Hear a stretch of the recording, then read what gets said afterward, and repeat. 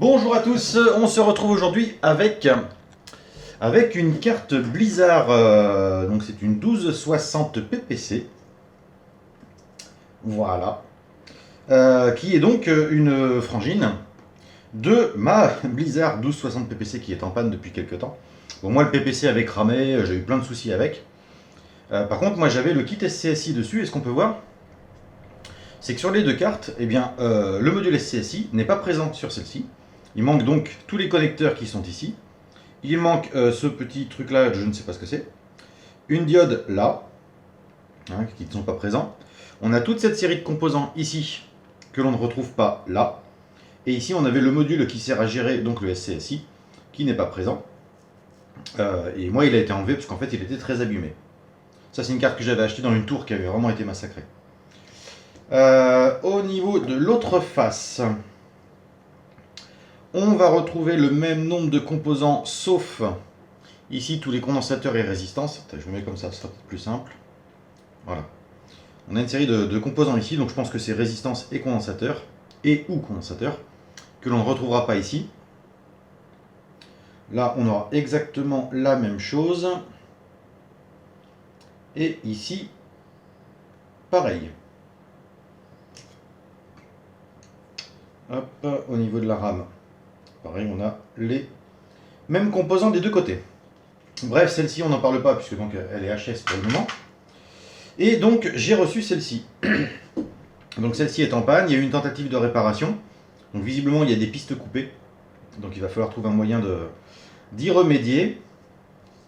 Alors je ne sais pas pourquoi le quartz a été soudé comme ça en déport. Il y a probablement une raison. Donc première chose, on va retirer le radiateur du PowerPC. On va retirer le support de composant qui est là. La prise du ventilateur bien évidemment. Et ce que j'aimerais faire, c'est mettre sur support le quartz qui est ici, le 0,60 qui est là. Et puis ce sera déjà pas mal, mais en retirant le 0,60, surtout j'aurai accès aux pistes qui ont l'air d'être coupées. Et on va voir ce qu'on va pouvoir faire. Donc on va commencer à dessouder tout ça du mieux qu'on peut. Je vais quand même faire quelques photos avant de démonter. Alors, pour retirer le PowerPC, c'est très simple. On a une épingle là, une épingle là. Hop. Voilà, ça tombe de l'autre côté. Tac. Donc on voit qu'il y avait un bon gros pâté de pâte thermique. On va enlever la première épingle. Je ne sais pas si la deuxième va vouloir venir facilement. Tac. Voilà. On va retirer ça. Ah bah tiens. Alors je sais pas où est-ce qu'il était censé aller celui-là. Mince. Ok. Bon, faisons ça. On va attaquer le quartz. En gros l'idée là ça va être de la remettre le plus propre possible avant d'entamer un démarrage ou une tentative de réparation.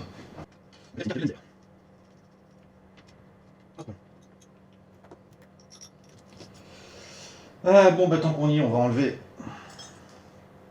les autres fils.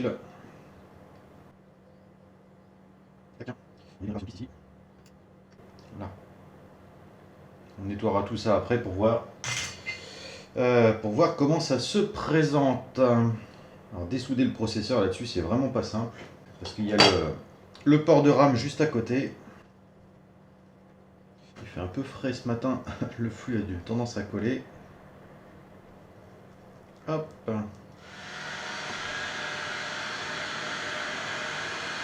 Surtout ne jamais hésiter à mettre des grosses quantités de flux quand vous faites ça.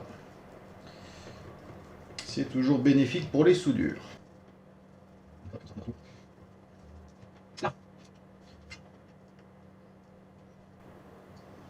Je sais pas si je vais pouvoir avoir le quartz comme ça, ou si je vais devoir utiliser la pompe à dessouder.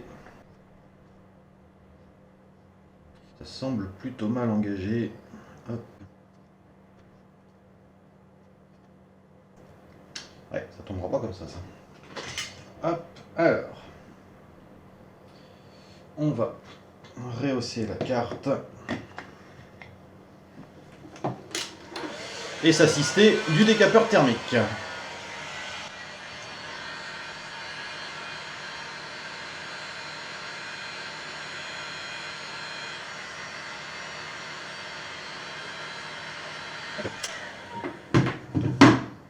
En utilisant le décapeur thermique plus le fer, ça limite le temps d'exposition à la chauffe. Hop, et ça permet de dessouder les composants beaucoup plus simplement. Mais c'est qu'il n'y a plus de pastilles là. Il n'y a plus rien.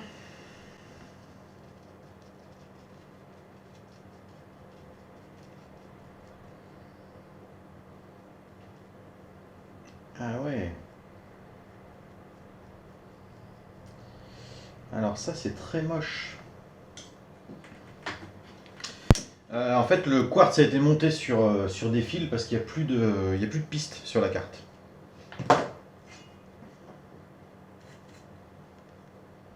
Donc autant là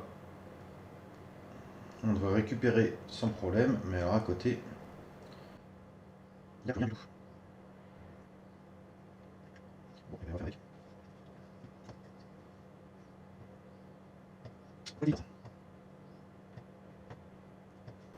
Je vais pas trop insister. Je comparerai avec mon autre carte. Mais au niveau des pistes, à première vue, sur la partie du dessous, cette partie-là, les pistes ne sont pas reliées. Elles doivent passer par ici. Donc ça, ce sera facilement réparable avec des supports tulipes. Des petits supports comme ça. Donc ça traverse, on peut souder dessus-dessous et faire en sorte que le contact passe. Ah, je sens que je vais m'amuser. Bien, nous voici donc quelques heures après le début de la vidéo. Donc tous les trous du 68 000 ont été vidés. Là ça se voit bien. J'ai monté des supports tulipes pour les quartz. Hop, mise au point, voilà.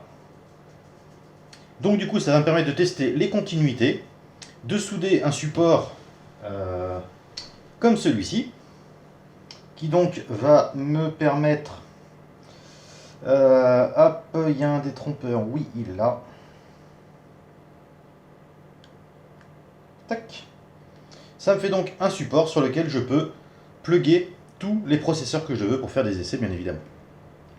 Pareil pour les petits plots qui sont là. Ça me permet de positionner un quartz. Clac. Et si je veux savoir s'il fonctionne ou pas, il suffit simplement de l'enlever. Tac. Et de le remplacer par un autre. Voilà. Allez, test de continuité et on soude le support. Bien, on se retrouve donc quelques heures plus tard. Bon, le résultat est pas ouf. Hein.